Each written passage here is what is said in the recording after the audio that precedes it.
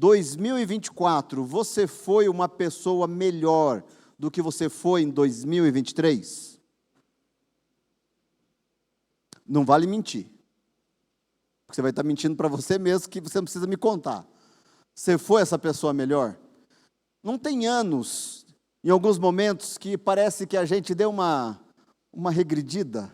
Às vezes a gente está indo tão bem, e de repente a gente se percebe dando umas derrapadas aí que não devia.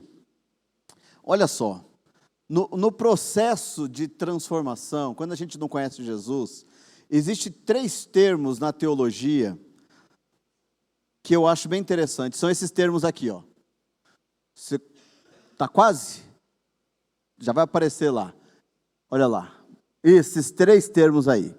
A Cris, como uma teóloga ela vai poder dizer para a gente cada um desses termos, mas eu não vou perguntar para ela agora, que eu não avisei ela. Mas ela sabe dizer. Né, Cris? Sabe, né? Então, são 3 termos muito básicos que a gente estuda na teologia. Quando eu fiz seminário, foi muito interessante o seguinte. No primeiro dia de aula, eles fizeram uma brincadeira de calouros contra veteranos. E a Ana, minha esposa, era uma das veteranas, ela estava no 2º ano. E aí era uma torta na cara. Calouros contra veteranos. Só que os veteranos já tinham todas as respostas. E os calouros não sabiam. Aí eram perguntas assim: quantas palavras gregas existem sobre tal coisa no Novo Testamento? E os veteranos ficavam se fazendo que não sabiam a resposta. Batia assim: eu acho que é 322. E eu lembro que fizeram essa pergunta, justificação. Eu tinha 23 anos, ouvindo esse termo, pensei, o que será que é? E eu lembro que um dos nossos calouros, um rapaz da minha turma, Antônio Carlos, ele respondeu certinho. Ele bateu primeiro, respondeu certinho. Aí a moça que estava coordenando, porque o objetivo era o calouro tomar tortada na cara, esse era o objetivo. Aí, não, falta mais alguma coisa. Aí o veterano respondeu a mesma coisa com outras palavras, e o calouro tomou ali uma tortada na cara. Né? Esse era o objetivo. Mas eu lembro que gravou na minha mente a palavra justificação.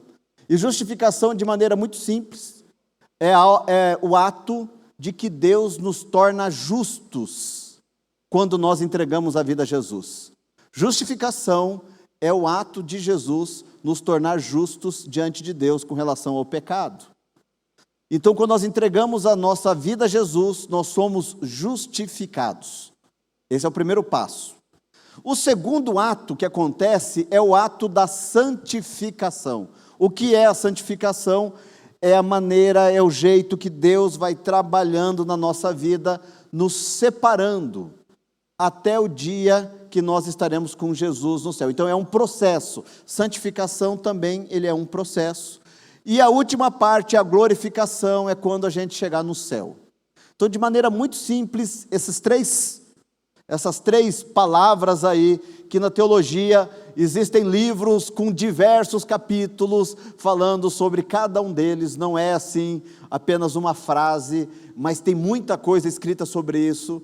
Mas hoje eu quero pensar na palavra do meio ali, santificação, porque a santificação tem a ver com esse ato de Deus em nós, e tem a nossa parte no processo da transformação.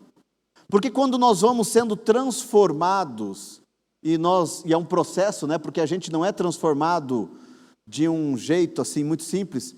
Viu? Se puder dar mais para mim um retorno aqui, eu estou me sentindo tendo que forçar um pouquinho. Nós estamos ajustando aqui nosso som aqui. Aí eu gosto muito desse versículo, pode dar um pouquinho mais de ganho, isso. Eu gosto muito desse versículo aqui, 2 Pedro 1:3. Esse texto vai ter tudo a ver com a nossa campanha de pós-a-family do ano que vem, vai ser exatamente esse texto. Esse texto diz assim, 2 Pedro 1:3, Deus, com seu poder divino, nos concede tudo de que necessitamos para uma vida de devoção, pelo conhecimento completo daquele que nos chamou para si, por meio de sua glória e excelência. Eu gosto desse texto, esse texto está dizendo assim, tudo que você precisa para uma vida de devoção Deus já te concedeu. Você tem condições de viver uma vida de devoção. O poder de Deus para transformar a nossa vida, esse mesmo poder, Deus já nos deu. Efésios vai dizer que o mesmo poder que ressuscitou Jesus, é esse poder que opera em nós, é isso que vai acontecer em nós, e é esse poder que nós precisamos para a gente ser vitorioso. E é claro que essa transformação que Deus vai fazendo, para nós vivermos essa vida de devoção, é um processo. A parte de Deus, eu quero conversar hoje, nesse processo de transformação, e a nossa parte. O que Deus faz e o que eu e você precisamos fazer. O que é que vai acontecer nesse processo? Nós precisamos sim cultivar a nossa vida espiritual e Deus vai cumprir a parte dele no nosso crescimento espiritual, mas nós temos também algo a ser feito. Primeira coisa então, eu quero conversar primeiro sobre a parte de Deus. O que Deus faz na nossa vida no processo de transformação? Primeira coisa que Deus faz, Deus utiliza a palavra dele. O pessoal que está fazendo guerreiros, decora esse versículo aí. Toda a escritura é inspirada por Deus e útil para o ensino, para a repreensão, para a correção e para a instrução na justiça, para que o homem de Deus seja apto e plenamente preparado para toda boa obra. Vejam o que o texto está dizendo. O que a palavra de Deus é? Por que Deus vai usar a palavra dele para nosso crescimento? Coloca mais uma tela ali para a gente, olha só. Toda a escritura é inspirada por Deus e útil para o ensino. O ensino, ele nos mostra o que é certo. Ela é útil para repreensão. A repreensão, ela afirma onde nós estamos errando. Ela afirma, e essa palavra, e para instrução, ou seja, ela vai, correção antes, para correção, porque ela mostra que nós precisamos mudar a nossa rota. Para instrução, porque ela reafirma o que deve ser feito. E qual é o objetivo? O objetivo é que sejamos aptos e plenamente preparados para toda boa obra. Eu preciso que coloca mais aqui para mim, porque a impressão que eu tenho que gritar. Para vocês está bom, né? Então é só para mim aqui. É muito interessante isso, né? A diferença do som. Para vocês está bom, mas para mim assim, estou sofrendo. Orai por mim, estou sofrendo. Quando a gente pensa nisso, nessa ideia da palavra de Deus, ela ser usada por Ele para crescimento nosso. Deus, Ele quer usar a palavra dEle para que você seja transformado. Ainda, eu preciso disso, não sei se é volume ou é a equalização, mas está difícil de me entender aqui, né? A pergunta que eu faço a você é a seguinte: a Bíblia, agora foi muito, a Bíblia, ela transformou a sua vida? Vou repetir essa pergunta. A Bíblia, ela transformou a sua vida? Tem uma história de um canibal que eu achei bem interessante. Um canibal se converteu. Aí ele estava sentado perto do caldeirão. Imagine a cena, aquele caldeirão bem grandão. Estava lendo a Bíblia dele e apareceu um estudioso. E esse estudioso perguntou assim: o que você está fazendo? O canibal respondeu: estou lendo a Bíblia. Aí o estudioso zombou dele e disse assim: você não sabia que os homens modernos e civilizados rejeitaram esse livro? Não passa de um amontoado de mentiras. Você não deveria desperdiçar o seu tempo lendo isso. O canibal olhou para aquele homem, de cima a baixo, e lentamente respondeu: Senhor, Se não fosse por este livro, o Senhor estaria dentro desse caldeirão. A palavra de Deus, ela precisa nos transformar. A palavra de Deus, ela precisa fazer sentido, ela não pode ser algo que ela vai ficar guardada na estante da nossa casa, ou aberta em algum texto bonito, poético e poderoso, porque ela precisa e ela pode transformar a nossa vida. A palavra de Deus, ela modificou a vida desse canibal, porque ela tem ensinamentos nela que vêm de Deus, que nos mudam. Nós precisamos lê-la, estudá-la, memorizá-la, meditar nela, aplicá-la. Sabe por quê que às vezes nós somos fracos, espiritualmente falando? Sabe por que às vezes nós vivemos ansiedades que não precisávamos ter? Sabe por que às vezes nós temos dificuldades de comportamentos? Porque a palavra de Deus, ela não foi enraizada no nosso coração. Perguntas: você lê a sua Bíblia regularmente? Regularmente? O que a gente poderia dizer por regularmente? Quantas vezes por semana é regularmente? Me ajudem aí. Todo dia? Não, mas não vamos fazer tão assim radical. Vamos diminuir. 5 dias da semana, tá? 5 dias na semana. Você lê a Bíblia 5 dias por semana? E não estou falando o versículo do dia da YouVersion. Sabe esses aplicativos que aparece o versículo do dia? Também não estou falando daquele versículo que o pastor Ilquias manda no áudio lá do devocional. Eu estou falando de você pegar a sua Bíblia e você ler. Quantos dias por semana?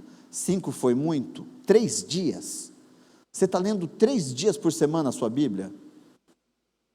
Você que está em casa, você está lendo 1 dia por semana?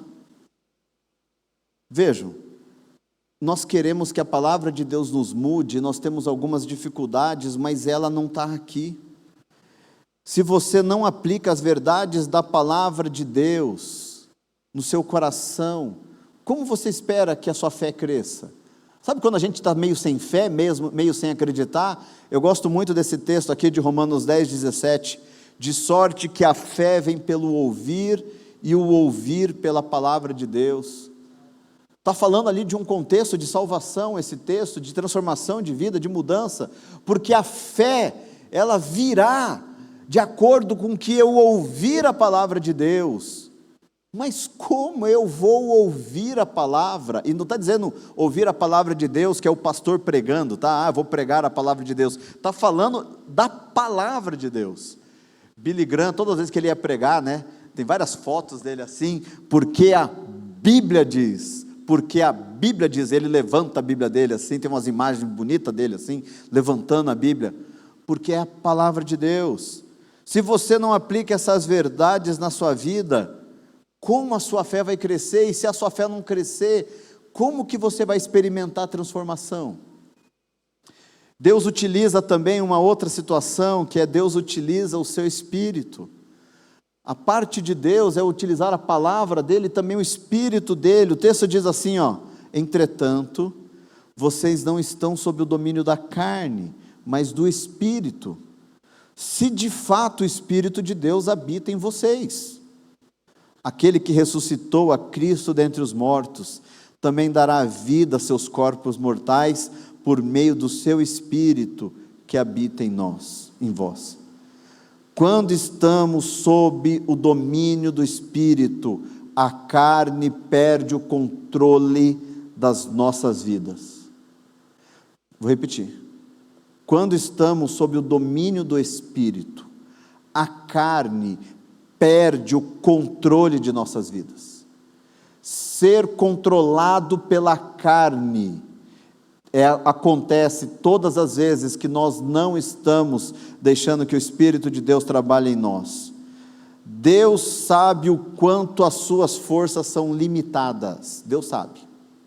Lembra lá de Gálatas que fala que o fruto do Espírito é o quê? Vocês lembram quais são ali? Amor, que mais? amor, alegria, longanimidade, mas tem um antes do longanimidade: paz, longanimidade, benignidade, bondade, fidelidade, mansidão e domínio próprio. Veja que o fruto é de quem? Fruto é do Espírito. Ele vai produzir em nós isso. Nós estamos falando primeiro da parte de Deus, depois eu vou falar da tua parte, tá bom? Então, primeiro a parte de Deus, Ele vai produzir isso em nós. Ele vai agir assim em nós, Ele vai agir. Então Deus, Ele utiliza do Espírito dEle para mudar a nossa vida. Você não consegue produzir isso. Quem produz é o Espírito de Deus, é Deus agindo na sua vida. O objetivo é nos tornar como Cristo, e Ele tem essas características. Deus quer, preste atenção nisso, tornar você semelhante a Cristo. E não estou falando da aparência física. Você não vai ficar cabeludo, se é que Jesus era, né, com aquela barbinha ajeitada de Jesus nos filmes. Não. Está falando das características de postura da vida, postura do dia a dia. E Deus quer nos transformar, e Ele vai usar do Espírito. Sabe quando você está pronto para fazer uma coisa errada? E de repente o teu coração acende ali uma luz dizendo assim: não pega esse caminho não, muda essa postura, não faz isso não. É o Espírito de Deus falando contigo. E por último, da parte de Deus, o que Ele faz? Ele utiliza as circunstâncias. A maneira ideal de Deus nos transformar, gente, é fazendo-nos ler a Bíblia, para a gente descobrir o que a gente deve viver, e depender do seu Espírito que habita em nós, e assim Ele vai nos capacitar para isso. Infelizmente, a maioria de nós é teimoso, e não mudamos assim tão facilmente. Então Deus usa a circunstância. Deus, Ele quer usar a palavra dEle, mas a gente não quer saber da palavra dEle. Ele quer nos mudar e vai usar o Espírito dEle, é verdade, mas quando a gente é teimoso demais, para nos mudar, Ele vai usar circunstâncias. C.S. Lewis disse que Deus sussurra em nosso prazer, mas grita em nosso sofrimento. É isso que Deus faz. Normalmente uma situação dolorosa nos chama mais atenção para Deus do que uma situação de alegria. Tanto é que o provérbio diz assim, que há mais sabedoria num velório do que numa festa. Por quê? Porque nesse local existe ali um pensamento maior sobre a vida. Olha o que diz esse texto de Romanos aí, ó. Sabemos que Deus age em todas as coisas. Vamos ler todo mundo junto esse versículo? Sabemos.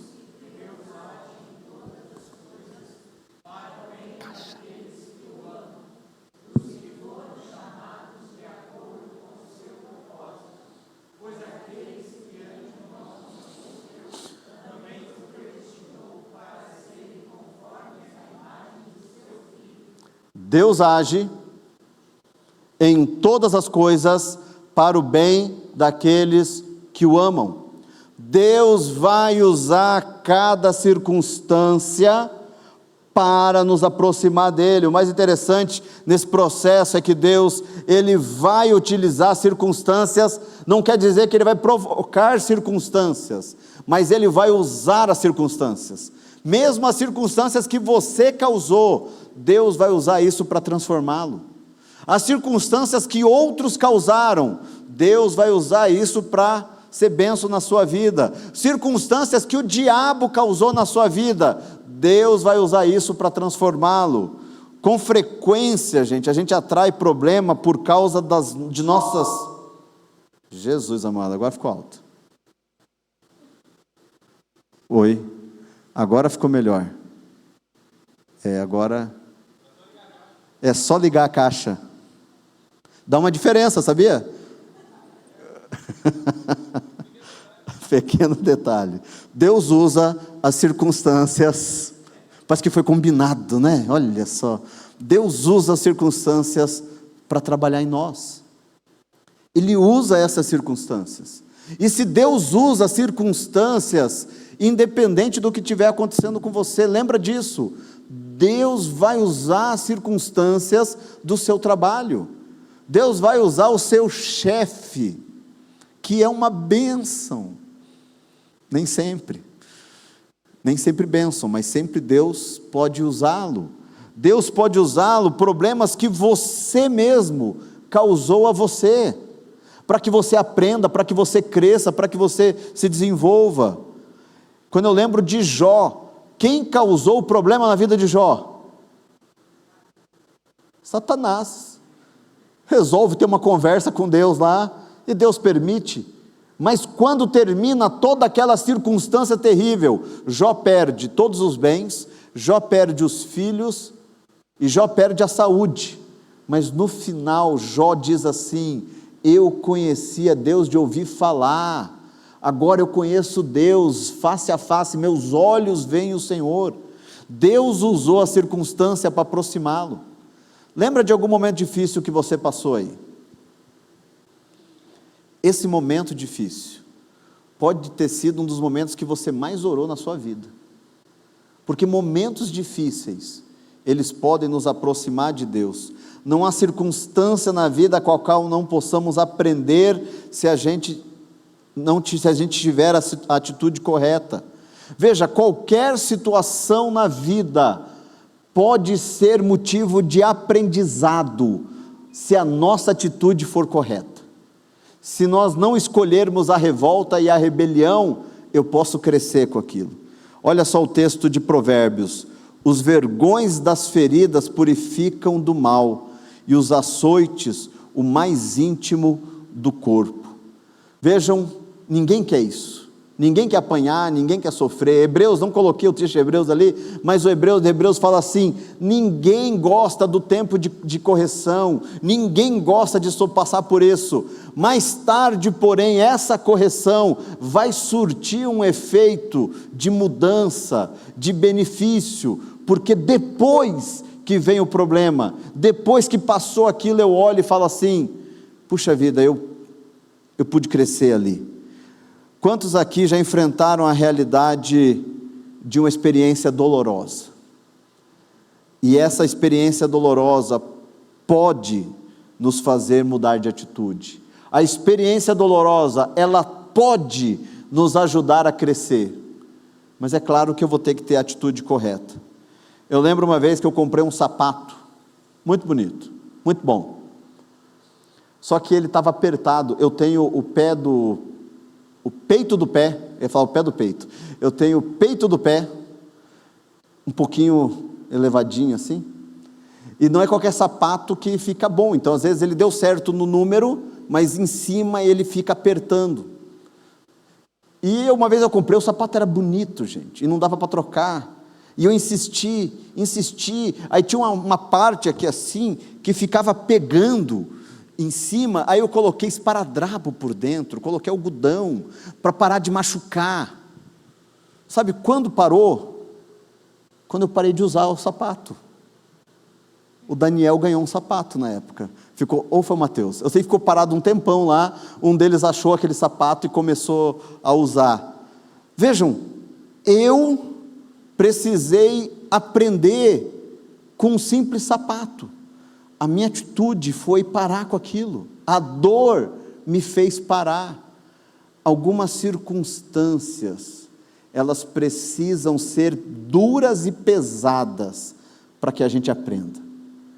Eu queria aprender sem apanhar, mas eu precisei apanhar para aprender algumas coisas, e estou falando da minha mãe e do meu pai, fora algumas coisas na vida, porque tem horas que parece que a gente não consegue tomar a atitude correta, se não vir um chacoalhão, se a gente não tomar ali uma direção mais firme.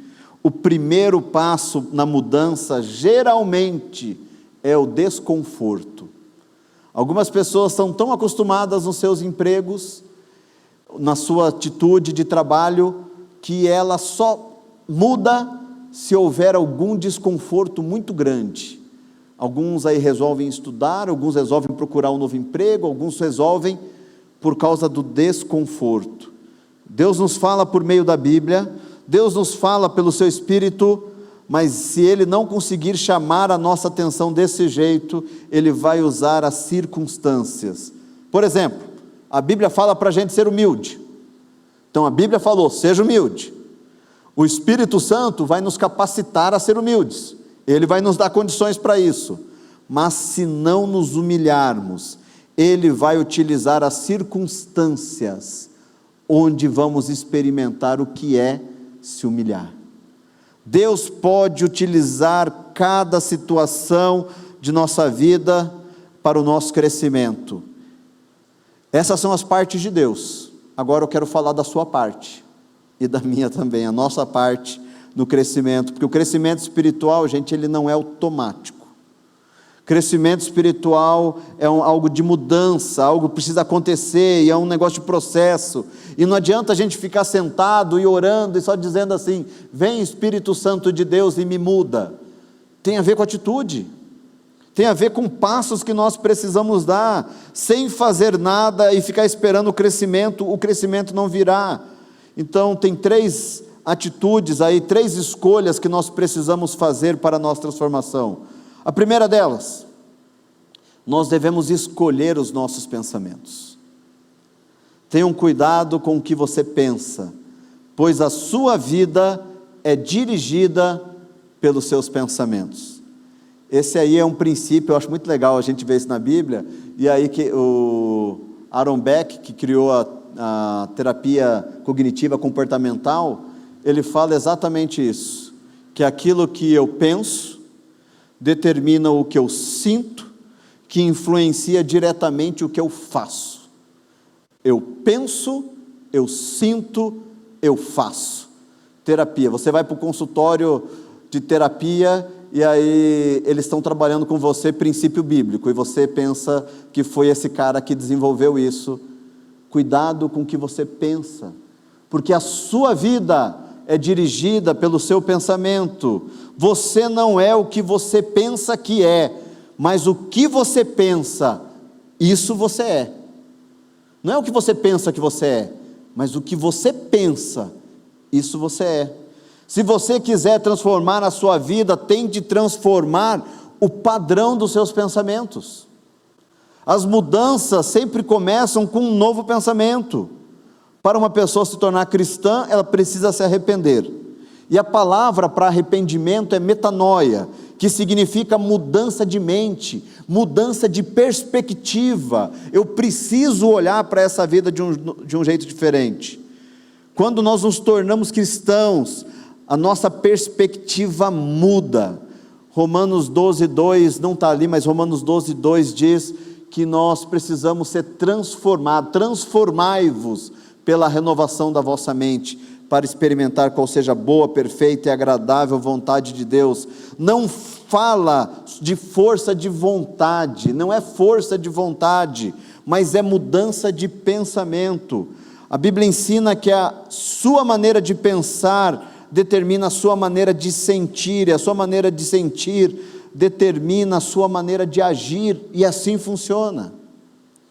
Talvez você entenda melhor se eu falar da seguinte maneira.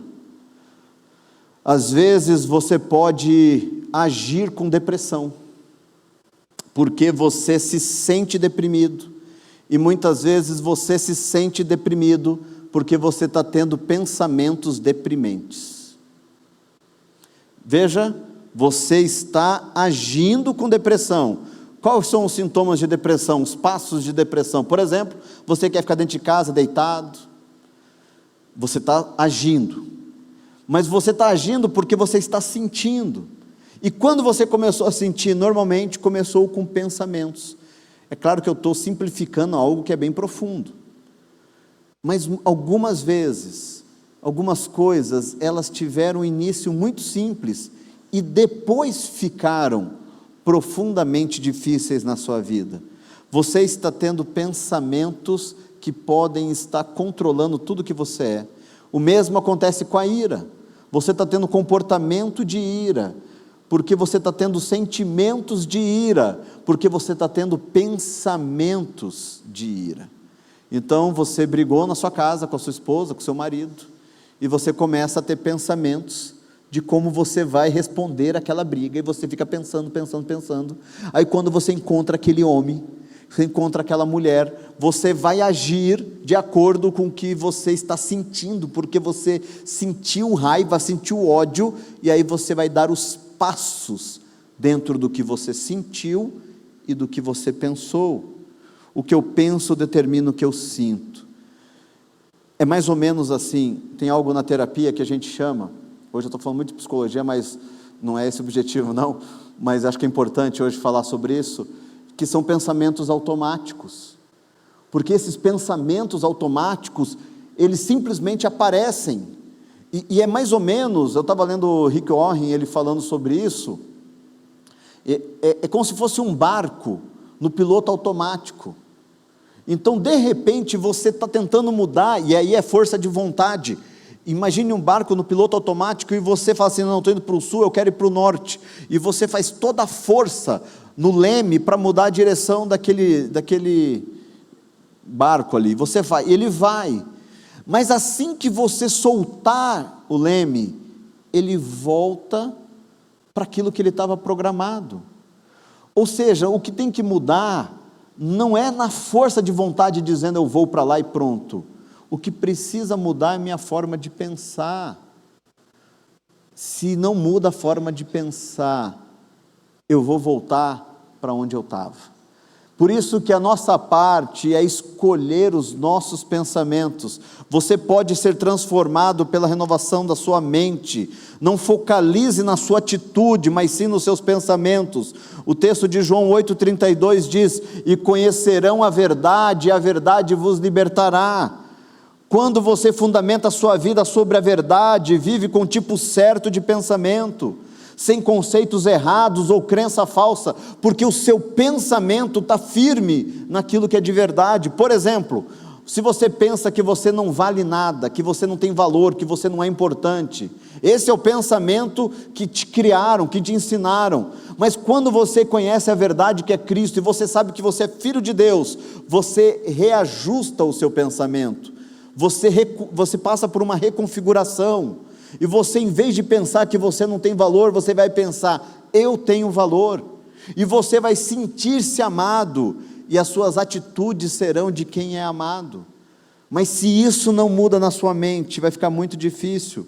Deus nos dá a sua palavra, e nós temos que usá-la, nós temos que praticá-la, nós temos que viver a palavra, e fugir desses pensamentos falsos. Salmo 1 diz assim, como é feliz aquele que não segue o conselho dos ímpios, não imita o conselho, a conduta dos pecadores, nem assenta na roda dos zombadores, ao contrário, sua satisfação está na lei do Senhor, e nessa lei medita dia e noite. É como árvore plantada à beira de águas correntes, dá o fruto no tempo certo, e suas folhas não murcham, tudo que ele faz prospera. Para o seu pensamento mudar, você precisa da palavra de Deus, porque talvez você não entenda como que meu pensamento vai mudar. O seu pensamento muda à medida que você coloca a palavra de Deus no seu coração. Escondi a tua palavra no meu coração para não pecar contra ti. A minha atitude muda, porque muda o que eu conheço de Deus.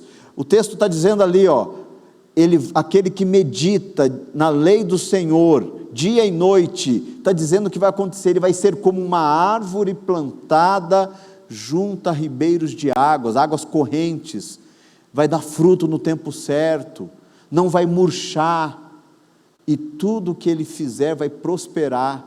Veja, se tudo estiver dando certo na sua vida, porque você colocou a palavra de Deus, os seus pensamentos estão mudando.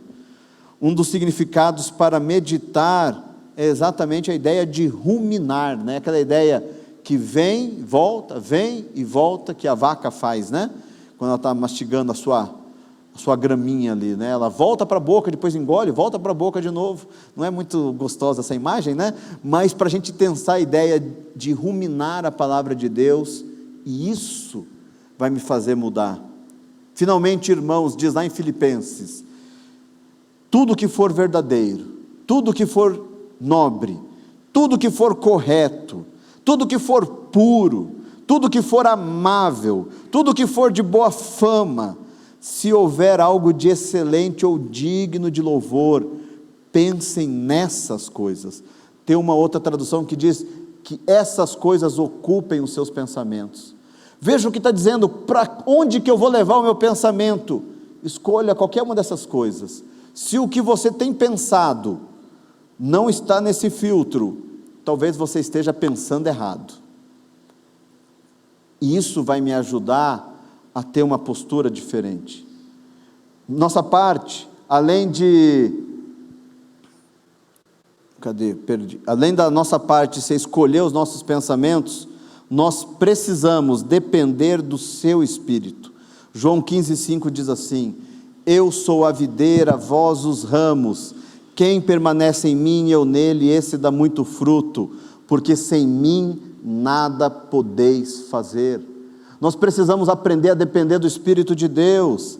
A segunda escolha que temos que fazer é exatamente essa: Senhor Deus, eu dependo do Senhor, porque se eu não depender do Senhor, eu não consigo produzir frutos. O fruto é uma obra interior, vinda do Espírito de Deus, que habita em nós. O texto que a gente leu diz para nós dependermos de Deus para dar frutos, permanecer nele. Sem a presença dele nós não podemos fazer nada.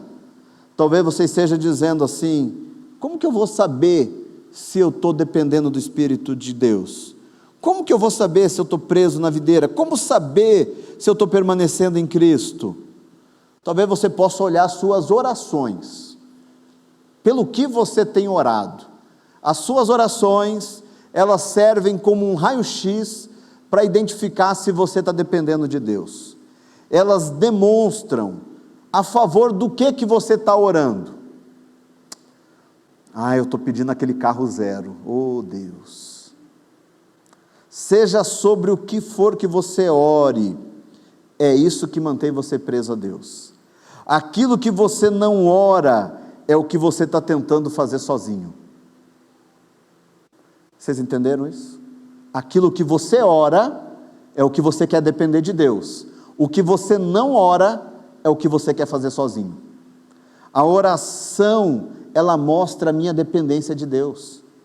O segredo da dependência do Espírito Santo de Deus é estar em oração, seja a decisão que for. As nossas necessidades, os nossos interesses, orar pelos problemas que estamos enfrentando, pelas pessoas que vamos encontrar, pelas compras que faremos. Eu gosto muito de fazer minhas devocionais de manhã. Antigamente eu fazia muito à noite, hoje em dia eu tenho feito muito de manhã. E normalmente nas minhas devocionais e na minha oração, eu apresento a minha agenda do dia para Deus. No sentido de falar: Deus, olha os compromissos de hoje, Senhor. Hoje eu vou falar com fulano, vou conversar com ciclano, preciso ir ao banco resolver tal coisa, tenho tal situação para fazer, e eu vou apresentando diante de Deus e pedindo graça, pedindo misericórdia, porque eu entendi que cada ato do meu dia eu preciso do Senhor, e Ele vai agir na minha vida. Texto de Filipenses 4:6, não andem ansiosos por coisa alguma, mas em tudo, eu devia ter colocado aquele tudo em maiúsculo, mas em tudo, pela oração e súplicas, com ações de graça, apresentem seus pedidos a Deus. Não ande ansioso, apresenta o pedido a Deus. O que é que está te mantendo ansioso? Apresenta o pedido a Deus. Quando oramos, começamos a ver o fruto se desenvolvendo na nossa vida.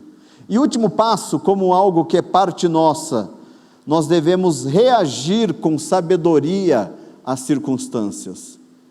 Teve um judeu preso pelos nazistas que disse o seguinte: quando eu estive preso, me tiraram a identidade, tiraram minha esposa, tiraram minhas roupas, e tiraram até a minha aliança de casamento, mas ninguém pôde tirar a decisão de como reagir perante essas circunstâncias.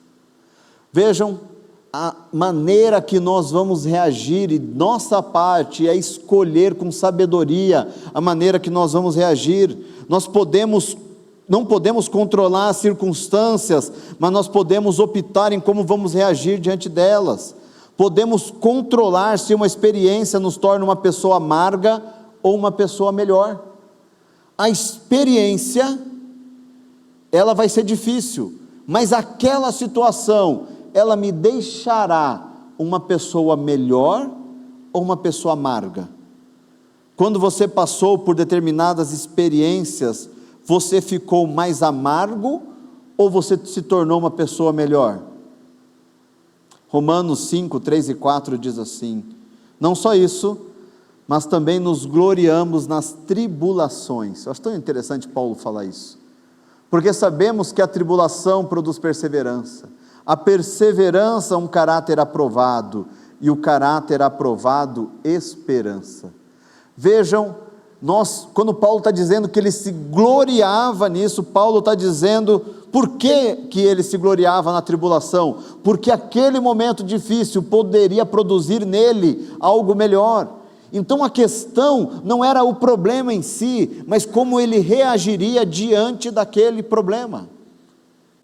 Tem uma vez que eu me envergonho muito, eu olhei para aqueles dois ali que vão casar, e eu comprei um guarda-roupa, e foram entregar em casa, só que montaram errado, ou faltou alguma coisa, eu não lembro, e a minha sogra que recebeu não estava conseguindo resolver o problema, a minha esposa não estava conseguindo resolver o problema, porque eu estava no trabalho. Só sei que quando eu cheguei, fui eu resolver o problema. Eu fui tão grosso no telefone, gente, eu fui tão mal educado, eu meti a boca, eu fico lembrando desses momentos que eu fui irado assim, eu fico pensando que de vez em quando, eu sou um cara calmo, mas de vez em quando vem alguma coisa assim do velho homem, ressuscita lá, eu acho que é o bisavô que ressuscita, não é nem o velho homem ali, sabe, um negócio mais terrível assim em mim, de herança que a gente tem. E quando eu penso nisso, eu penso que eu poderia ter reagido àquelas circunstâncias diferente. Eu lembro dessa situação, e eu lembro de eu tão transtornado, e eu lembro do olhar da Ana para mim. Eu resolvi o problema, é verdade, mas o problema ia ser resolvido, com meus gritos ou não, com a minha raiva ou não, seria resolvido de um jeito ou de outro. Mas vejam, às vezes nós queremos resolver do nosso jeito, e a gente vai reagir às circunstâncias sem sabedoria. Deus usa até mesmo os problemas que nós criamos para agir na nossa vida, e a gente precisa entender que eu tenho que me alegrar, apesar das circunstâncias. O momento está difícil, mas eu me glorio no que Deus fará depois desse momento difícil. Deus também usa as circunstâncias que outros fizeram. Quando a gente olha para José, tudo que José viveu, ele diz assim: vós na verdade intentastes o mal contra mim, porém Deus o tornou em bem. É isso que Deus faz na circunstância. Então, se eu me lembro disso, eu posso ter uma atitude diferente. Talvez alguém esteja nesse momento tentando magoá-lo, talvez você esteja vivendo isso. Não se preocupe, Deus está olhando.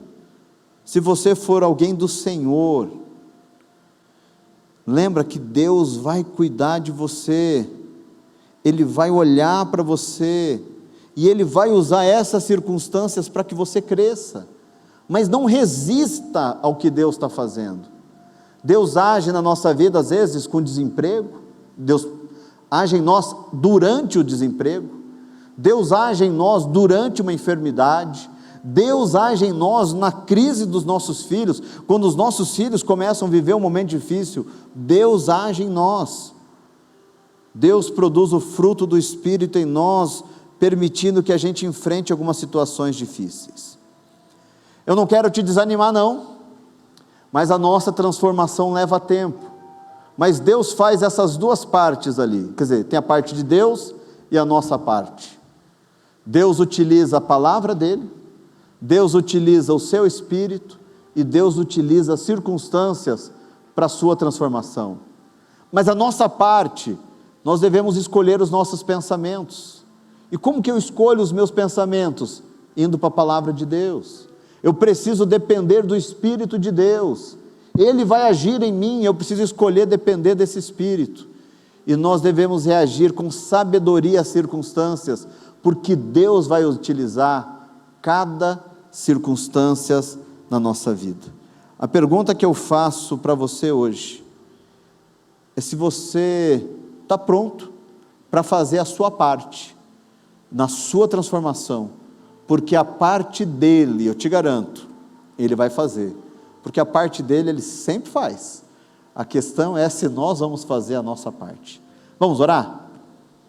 Pai amado, eu apresento diante do Senhor as nossas vidas. Nós pedimos, ó Deus, que o Senhor possa agir em nós e que nós possamos, ó Deus, ter as reações corretas. Nos ajuda, Deus, a escolhermos os nossos pensamentos. Nos ajuda, Senhor, a agirmos com sabedoria diante das circunstâncias que aparecem. E nos ajuda, Deus, a depender do Senhor e do Seu Espírito. Nos dá coragem, ó Deus, para viver os processos de transformação. Em nome de Jesus que oramos. Amém. Nós vamos cantar, louvar o Senhor, e se você tiver algum motivo de oração, você pode colocar ali no YouTube, e nós já vamos orar na sequência pelo seu motivo.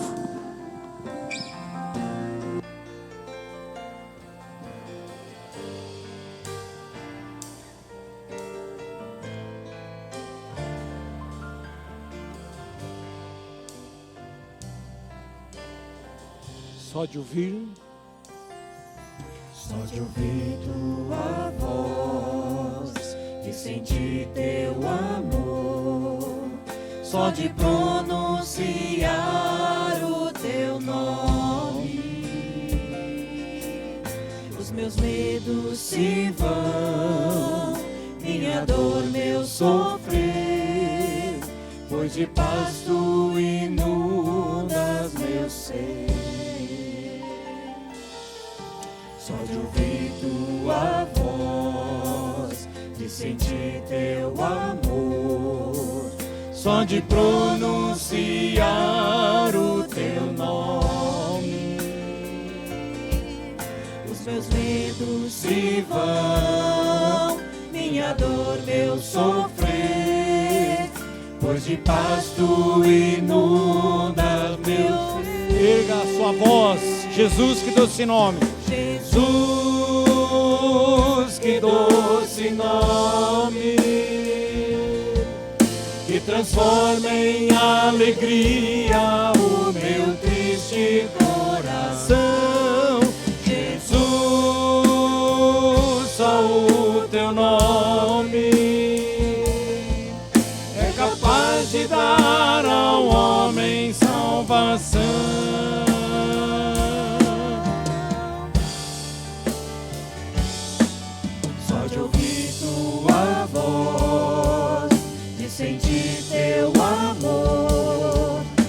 De pronunciar o teu nome, os meus medos se vão, minha dor, meu sofrer, pois de paz tu inunda meu ser. Jesus, que doce nome, transforma em alegria o meu triste coração. Jesus, só o teu nome é capaz de dar ao homem salvação. Jesus, que doce nome, que transforma em alegria o meu triste coração. Jesus, só o teu nome é capaz de dar ao homem salvação. É capaz de dar ao homem salvação. É capaz de dar ao homem salvação. Amém. Vamos apresentar diante do nosso Deus os motivos, vamos pedir a graça dEle, vamos pedir pela a mãe da Cris, a dona Hilda ou Ulda? Hilda. Esteve lá hoje, né?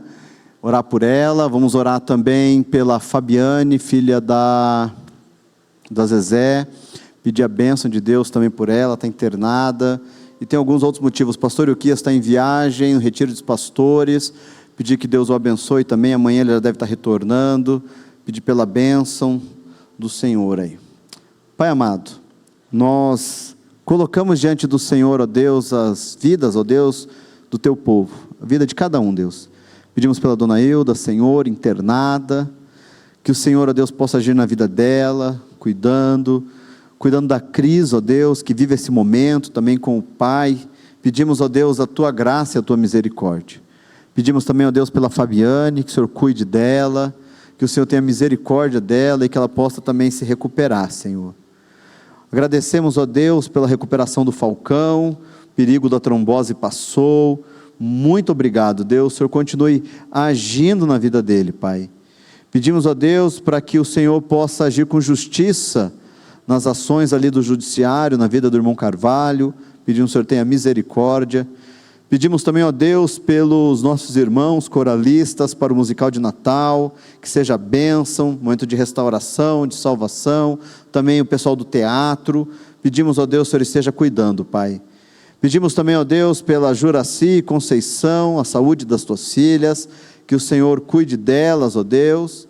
Pedimos também que o Senhor continue agindo na vida, Senhor, do Márcio Luiz, a recuperação completa dele, da enfermidade que ele tem enfrentado, e também, ó Deus, a mudança para São José dos Pinhais. Que o Senhor esteja abençoando, Deus. Cuida também, ó Deus, da Norma, Senhor, essa mudança dela. Pedimos, ó Pai amado, pela viagem da mãe, ó Deus, a Maria Helena, que o Senhor, ó Deus, a abençoe, também de sua prima, Jéssica, que o Senhor cuide, que o Senhor livre do mal, que o Senhor abençoe, que o Senhor continue, ó Deus, abençoando a família do Rogério, cuidando deles, protegendo, livrando de todo mal, Pai. Age também, ó Deus, com cura na vida do Caio, do Júnior, da Leila, que lutam, ó Deus, contra um câncer, que o Senhor tenha misericórdia, Pai. Pedimos também, ó Deus, pela Maria, Senhor, que ela possa recuperar-se completamente desse AVC, que o Senhor, ó Deus, tenha misericórdia. Pedimos por aqueles, ó Deus, que estão vivendo um momento de desemprego, que o Senhor possa abrir as portas, ó Deus, que o Senhor, ó Deus, tenha misericórdia deles e de suas famílias. E abençoe cada um aqui, ó Deus, que o Senhor cuide, que o Senhor abençoe. Abençoe amanhã, ó Deus, a formatura dos pré-adoles, que seja um momento de alegria, de festa, um momento, ó Deus, de crescimento, que o Senhor seja honrado em tudo, Pai. Abençoa, ó Deus, a viagem do pastor Euquias no retorno, e todos os outros pastores que estão lá no retiro, que seja também, ó Deus, um momento de bênção, Pai. Nós pedimos isso em nome de Jesus, amém. Amém. Que Deus abençoe a sua vida, abençoe esse restante de semana, e nós vamos louvar o Senhor com a última canção.